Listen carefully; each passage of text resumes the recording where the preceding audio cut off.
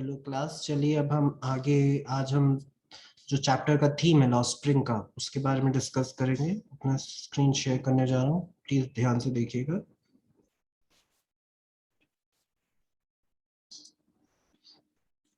चलिए स्टार्ट करते हैं। लॉ स्प्रिंग का थीम क्या है? The story of the lost spring is based on children who were snatched her childhood. Children are unable to study at the time of their studies, nor able to enjoy your childhood, and how they involved in child labor. ठीक, जो story है law spring की, वो basically क्या बताती है कि किस तरह से इन बच्चों का जो चाइल्डहुड है, जो जीवन है, वो स्नैच छीन लिया जाता है सोसाइटी के द्वारा। लॉ स्प्रिंग से यहाँ पे मतलब आ जाता है जो सोसाइटी है, जो हमारी विशियस सोसाइटी एक तरह से, जिसके बारे में हम आगे और डिस्कस करेंगे, वो किस तरह से इन बच्चों का जो चाइल्डहुड होता है वो उनको स्नैच कर लेता है, छीन लेता है उनका बचपन। चिल्ड्रन, जो बच्चे हैं, वो अनेबल हैं स्टडी करने के लिए, साथ ही साथ मीन्स असमर्थ हैं, पढ़ नहीं पाते, स्कूल नहीं जा पाते, अपने चाइल्डहुड को वो एंजॉय टू एंजॉय मीन्स अपने बचपन को भी वो एंजॉय नहीं कर पाते, और किस तरह से वो इन्वॉल्व हो जाते हैं, किस तरह से घिर जाते हैं चाइल्ड लेबर पे। Anis Jung is the author of Lost Spring and is divided into two parts, है ना? लॉस्ट स्प्रिंग की वो ऑथर है, और उन्होंने उन्होंने डिवाइड करा है इसे टू पार्ट्स में। द फर्स्ट इज, जो सबसे पहला पार्ट है वो क्या है? Sometimes I find a rupee in the garbage, and the second is I want to drive a car. सबसे पहला पार्ट जो है वो क्या है? I find a rupee in the garbage. Sometimes मतलब कभी कभार मुझे गार्बेज में पैसे मिल जाते हैं। और सेकंड पार्ट जो है वो क्या है? ड्राइव, मींस कार को ड्राइव करने का dream. This chapter narrator discusses about two child, Sahib who lives in Simapuri and Mukesh lives in Firozabad. इस चैप्टर में जो नरेटर है वो क्या कर रहा है? डिस्कस कर रहा है, मींस बता रहा है, मींस हमसे बातचीत कर अपने इस चैप्टर के थ्रू दो बच्चों के बारे में। पहला है साहिब जो कि सीमापुरी में रहता है, दूसरा है मुकेश जो कि फिरोजाबाद में रहता है।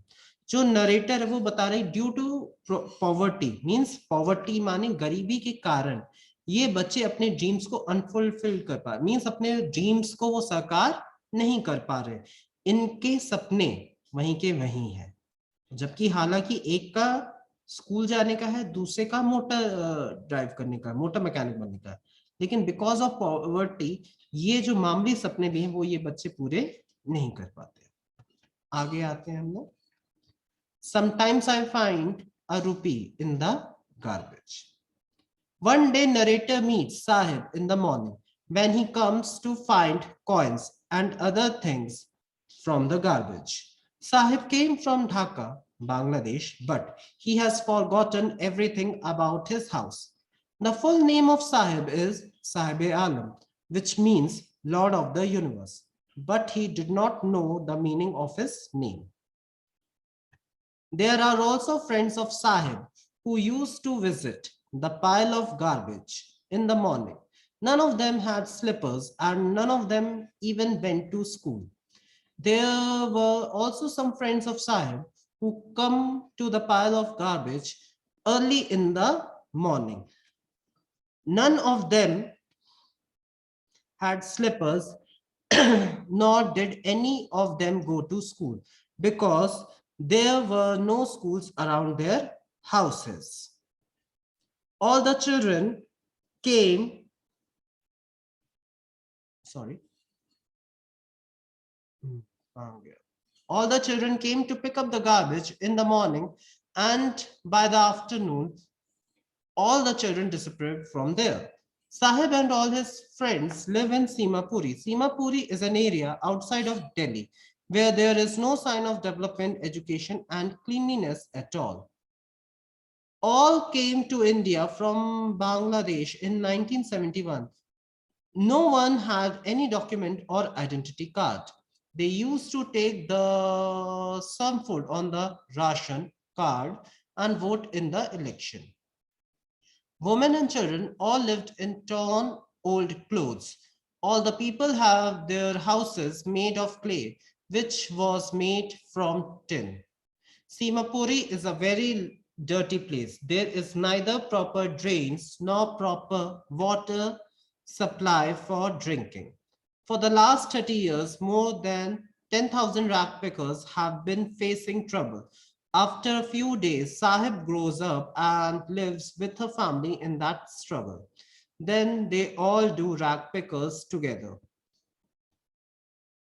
When they are small, the garbage like a bundle for them. They start looking for them as necessary things.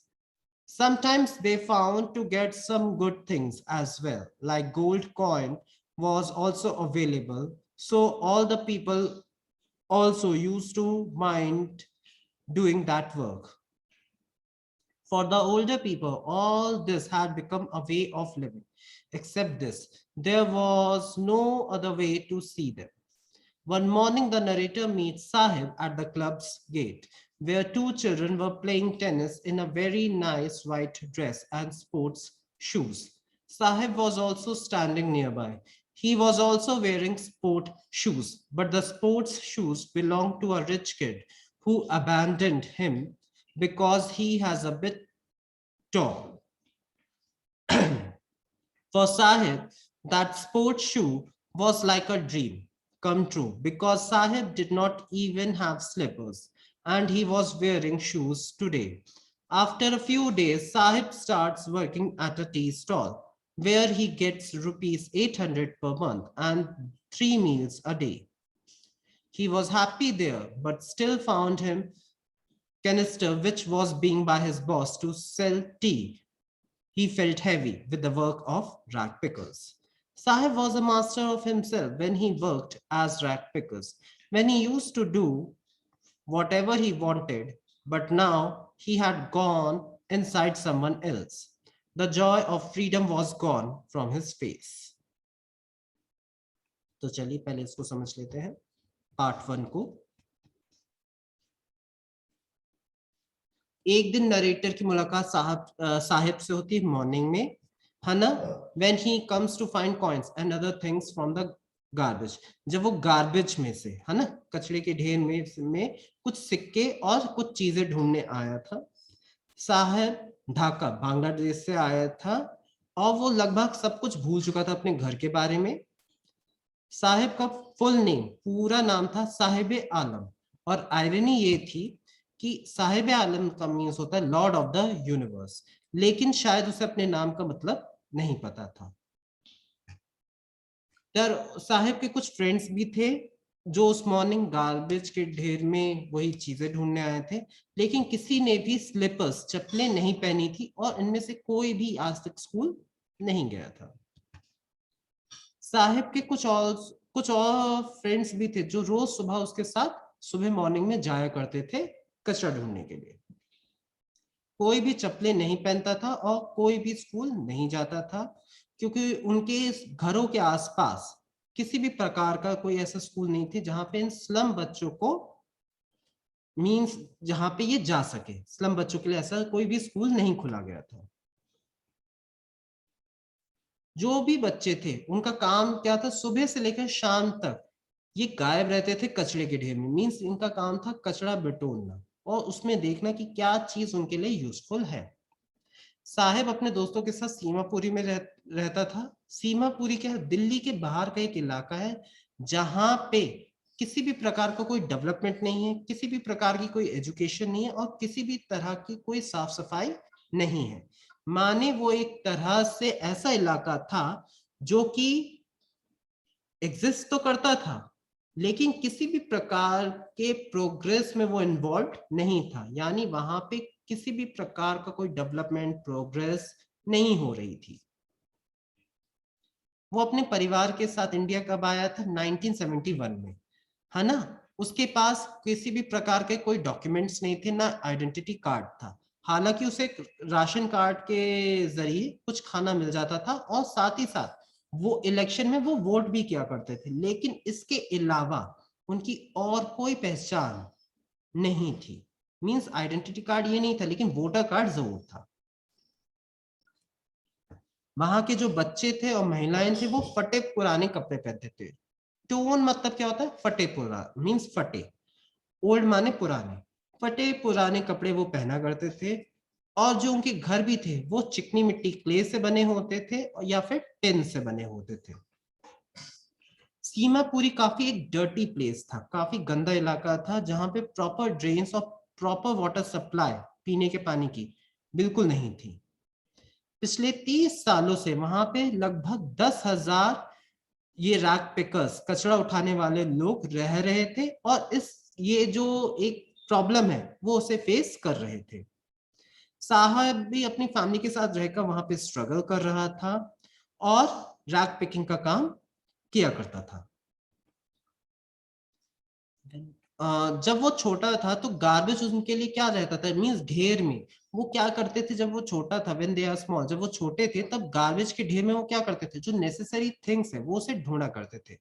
कभी कभार उन्हें कुछ अच्छी चीजें भी मिल जाती थी, गुड थिंग्स भी मिल जाती थी, और कभी कभार कॉइन्स भी मिल जाते थे जो उनके लिए गोल्ड की तरह रखते थे। ठीक है ना? मींस पैसे अगर मिल गए तो वो उनकी तरह एक ट्रेजर से क्या कहना चाहिए, ट्रेजर में खजाना मिल गया हो, गोल्ड मिल गया हो, वैसे ही लगता था। और इसी वजह से वो कचरे में काम करना बिल्कुल भी मींस उन्हें बुरा नहीं लगता था। They don't mind it. जो ओल्डर पीपल थे हालांकि वो एक तरह से इसे अपना जीवन का एक अर्निंग का साधन मान चुके थे, और उनसे के लिए कचरा केवल एक जीने का जरिया था। जो गार्बेज था वो जस्ट अ वे, है ना, वो एक तरीके से तरीका था जो उनके एक्सपेंसिव मींस जो उनकी लाइफ के एक्सपेंसिव है उसके खर्चे उठाने का एक जरिया था। वो उन बड़े मींस उनके जो पेरेंट्स थे वो यही सोचा करते थे कि ये एक कमाई का साधन है, अगर सिंपल भाषा में कहे। सॉरी।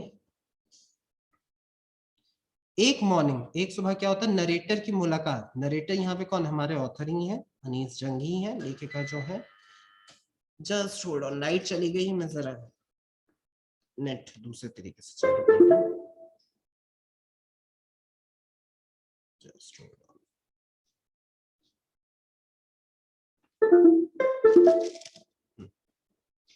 चलिए, हाँ कंटिन्यू करते हैं। एक सुबह नरेटर की मुलाकात किससे होती है?